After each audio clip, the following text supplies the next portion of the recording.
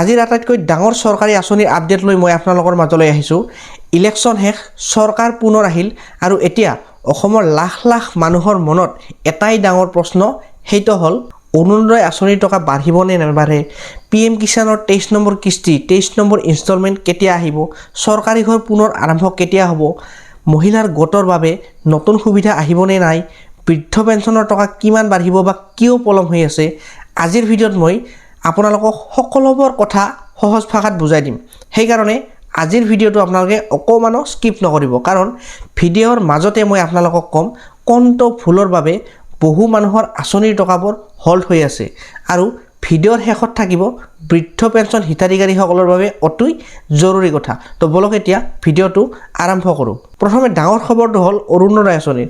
ইলেকশ্যনৰ পিছত অসমৰ বহু মহিলা হিতাধিকাৰী এতিয়া অপেক্ষা কৰি আছে যে অৰুণোদয় আঁচনিৰ নতুন আপডেট কেতিয়া আহিব। বৰ্তমান বহু ঠাইত এটা কথা বহুত চৰ্চা হৈ আছে যে অৰুণোদয় আঁচনিৰ টকাৰ পৰিমাণ আগলৈ বৃদ্ধি হ'বনে নহয়, যদি হয় কিমান হ'ব, আৰু যদি নহয় আঁচনিৰ টকা কেতিয়াৰ পৰা দিব। যদিও চৰকাৰৰ ফালৰ পৰা কোনো এতিয়াও অফিচিয়েল ঘোষণা হোৱা নাই, তথাপিও বহু মানুহে আশা কৰি আছে যে আগলৈ মহিলা বেনিফিচিয়াৰীসকলৰ বাবে অধিক সুবিধা আহিব পাৰে। বিশেষকৈ বৃদ্ধ মহিলা, বিধৱা মহিলা, ফাইনেন্সিয়েলি উইক ফেমিলি, এইসকলৰ বাবে নতুন সুবিধাৰ সম্ভাৱনা আছে বুলি বহুতে আলোচনা কৰি আছে। কিন্তু বন্ধুসকল, বৰ্তমান বহু হিতাধিকাৰীৰ ডকুমেণ্ট চেকিং চলি আছে, বিশেষকৈ Aadhaar linkage, bank account verification, family income details আৰু ৰেচন কাৰ্ড চেকিং, এইবোৰ ভেৰিফাই হৈ আছে বুলি জানিব পৰা গৈছে। যিসকলৰ বেংক ইনএক্টিভ, আধাৰ লিংক নাই, ডকুমেণ্ট মিছমেচ, তেওঁলোকৰ একাউণ্টত টকা হল্ড হৈ যাব পাৰে। সেইকাৰণে নিজৰ বেংক একাউণ্টবোৰ এবাৰ চেক কৰি ল'ব। এতিয়া আহক দ্বিতীয় ডাঙৰ খবৰলৈ।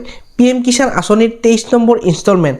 দেশৰ লাখ লাখ কৃষক এতিয়া PM কিষাণৰ নতুন কিস্তিৰ বাবে অপেক্ষা কৰি আছে। আজিৰ তাৰিখত যিটো আপোনালোকে আপডেট আহিছে বা আপডেট ওলাইছে, তাৰ মতে জুন মাহৰ শেষৰ ফালে বা জুলাই মাহৰ প্ৰথম সপ্তাহত ৰিলিজ হোৱাৰ সম্ভাৱনা আছে বুলি ইতিমধ্যে ধাৰণা কৰা হৈছে।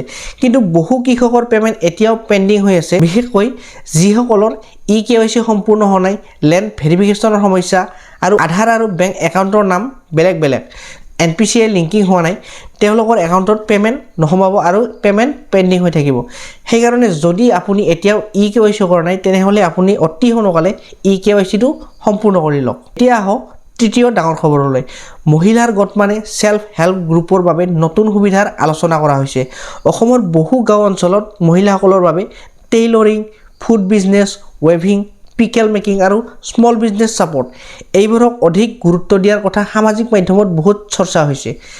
যদিও অফিচিয়েলি কোনো ঘোষণা হোৱা নাই, তথাপিও বহু মহিলাই এই খবৰবোৰলৈ বহুত আগ্ৰহী হৈ আছে। এতিয়া আহক চতুৰ্থ নম্বৰ ডাঙৰ খবৰলৈ। চৰকাৰী ঘৰ মানে PM আৱাস যোজনা। বহু মানুহে কমেণ্ট কৰি সোধে, মোৰ ঘৰ এপ্ৰুভ কেতিয়া হ'ব, লিষ্টত নাম কেতিয়া আহিব। এতিয়াই মই আপোনালোকক কওঁ যে বহু সময়ত ডকুমেণ্ট ভুলৰ বাবে আবেদন পেণ্ডিং হৈ থাকে, বিশেষকৈ আধাৰ মিছমেচ, মোবাইল নাম্বাৰ বন্ধ, বেংক ডিটেইলছ বা ছাৰ্ভেৰ সময়ত আপোনালোকে উপস্থিত নাথাকে, আৰু এইবোৰৰ বাবে বহু নাম বাদ পৰে। সেইকাৰণে যদি ভেৰিফিকেশ্যন ছাৰ্ভে হয়, তেন্তে সেই সময়ত ঘৰতে উপস্থিত থাকিবলৈ আপোনালোকে চেষ্টা কৰিব। এতিয়া আহোঁ ৰেচন কাৰ্ড বেনিফিচিয়াৰীসকলৰ আপডেটলৈ। অসমৰ বহু ৰেচন কাৰ্ড বেনিফিচিয়াৰীৰ তথ্য পুনৰ আপডেট কৰাৰ কথা ওলাইছে, বিশেষকৈ Aadhaar seeding, mobile number update, family member verification আৰু বায়'মেট্ৰিক আপডেট, এইবোৰ অতি গুৰুত্বপূৰ্ণ বুলি আপোনালোকক কোৱা হৈছে।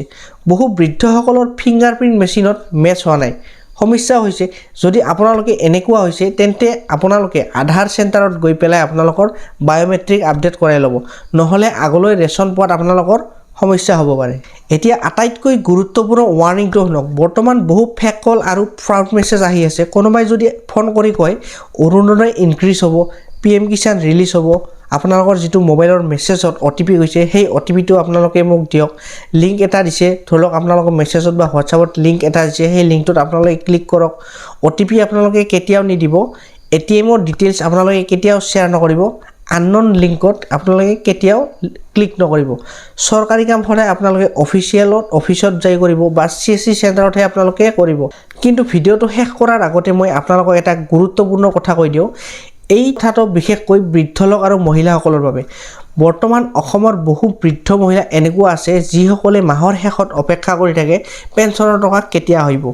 কাৰোবাৰ ঘৰত উপাৰ্জন কৰা মানুহ নাই, কাৰোবাৰ স্বামী নাই আৰু বহু বৃদ্ধ আইতা আজিও নিজৰ ঔষধ কিনিবলৈ এই পেঞ্চনৰ টকাৰ ওপৰত নিৰ্ভৰ কৰে। কিন্তু দুখৰ কথা কি জানেনে, বহু সময়ত আধাৰ কাৰ্ডৰ সমস্যা, বায়োমেট্ৰিক মিছমেচ, বেংক ইনএক্টিভ বা ডকুমেণ্টবোৰ ভুলৰ বাবে বৃদ্ধ পেঞ্চনৰ টকা বন্ধ হৈ যায় আৰু বহু বৃদ্ধ লোকে গমেই নাপায় তেওঁলোকৰ টকা কিয় নাহে। সেইকাৰণে যদি আপোনাৰ ঘৰত আইতা বা বৃদ্ধ মহিলা আছে তেন্তে এবাৰ তেওঁলোকৰ Aadhaar card, bank account, mobile number আৰু বায়োমেট্ৰিক এইবোৰ চেক কৰি দিব, কাৰণ বহু বৃদ্ধ লোকে নিজে এইবোৰ বুজি নাপায় আৰু এটা সৰু ভুলৰ বাবে মাহৰ টকা পেণ্ডিং হৈ থাকে। আৰু বন্ধুসকল, এটা কথা সদায় মনত ৰাখিব, ডকুমেণ্ট বা পেঞ্চনৰ কামবোৰক কেতিয়াও আপোনালোকে অৱহেলা নকৰিব। আজিৰ ডাঙৰ চৰকাৰী আঁচনিৰ আপডেট এইখিনি। ভিডিঅ'টো যদি আপোনাৰ বাবে উপকাৰী যেন লাগিল তেনেহ'লে লাইক কৰিব, শ্বেয়াৰ কৰিব আৰু চেনেলটো ছাবস্ক্ৰাইব কৰিবলৈ নাপাহৰিব। প্ৰতিদিনে অসমৰ বাবে অসমীয়া ভাষাত চৰকাৰী আঁচনি, চৰকাৰী আৰু লাটেষ্ট আপডেট লৈ আহোঁ। কমেণ্ট কৰি জনাব আপুনি কোনখন আঁচনিৰ বিষয়ে পৰৱৰ্তী ভিডিঅ'ত বিচাৰে। ধন্যবাদ, লগ পাম নেক্সট ভিডিঅ'ত।